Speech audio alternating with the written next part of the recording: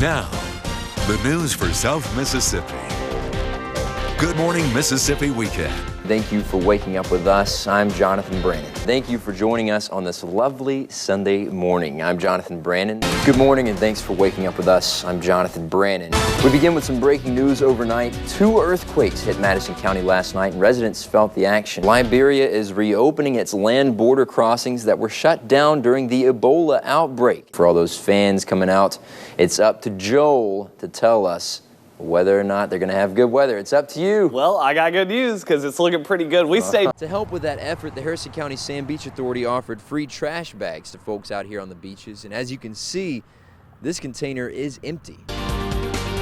If you're a fan at all of talk radio, Kid Craddock in the Morning, you know the acclaimed talk show host, Mr. Big Al Mack from Kid Craddock in the Morning. He's here with us today. Now, Big Al, what are you doing here today? Tell me a little bit. We got bounce. Okay, we'll bounce a little bit. Dancing, dude. How you come out here and cannot dance? You gotta dance out here, man. This is like the coolest event, the Gulfport Music Festival.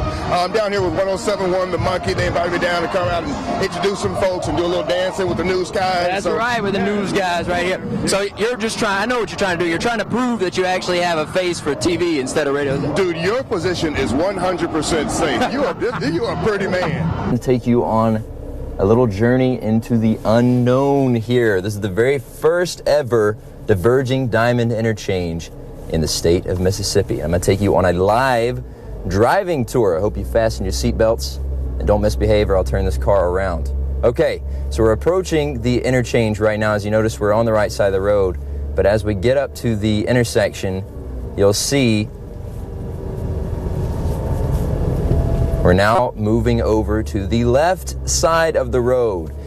Wow! Now, as you remember, this bridge here in D'Iberville, it has been closed for almost a year and a half, and that was because of MDOT's big project that they're working on right here in this I-10, I-110 corridor.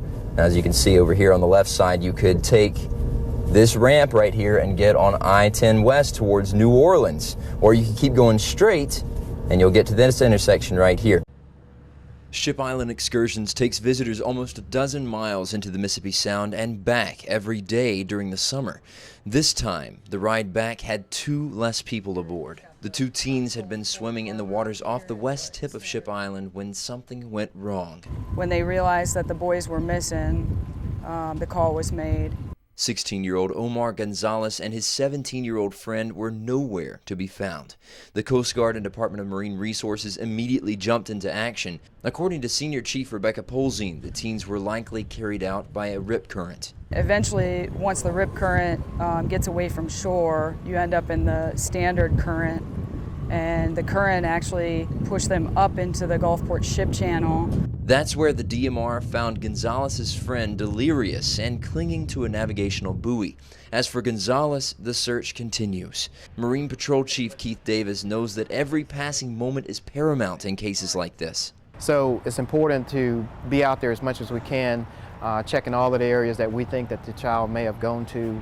The Coast Guard, Harrison County Sheriff's Department, Customs, and Border Patrol all jumped into the search.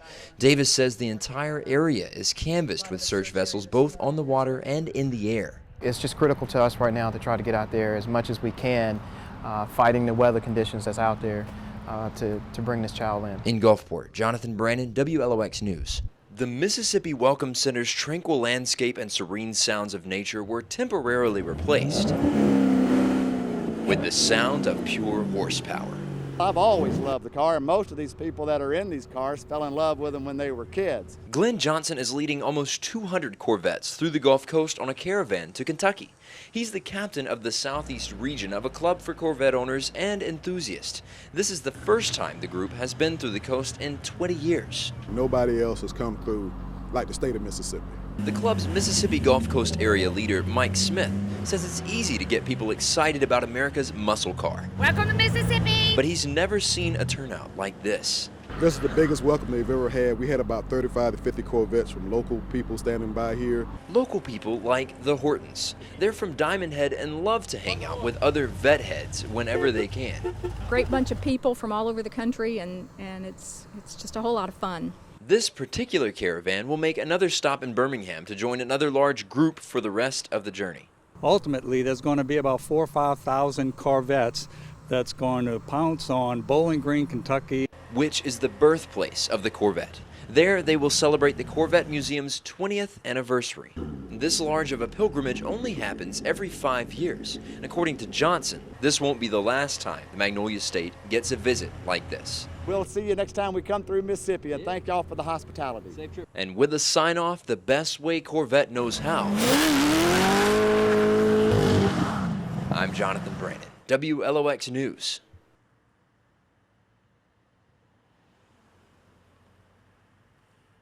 I was hollering. He kept going because the door was closed, generator running. He didn't hear me. Mitchell Savell had to make a choice, and he had to make it quick. By his calculations, he still had almost 4 miles between himself and the shore. That's when I started getting more water in me. That's when I started feeling like... He knew he was going to try or die trying. If his estimates were correct, he didn't have enough energy to make it to land alive. You know, I have kids and grandkids, and I just wanted to, kind of wanted to quit. He says it felt like a lifetime had passed, and if he let the current take him, he would end up in even deeper water. But lessons of resilience from his father gave him strength, and thoughts of his wife gave him the motivation he needed. And I see Lori in my head, and I got a kick, I just got a kick.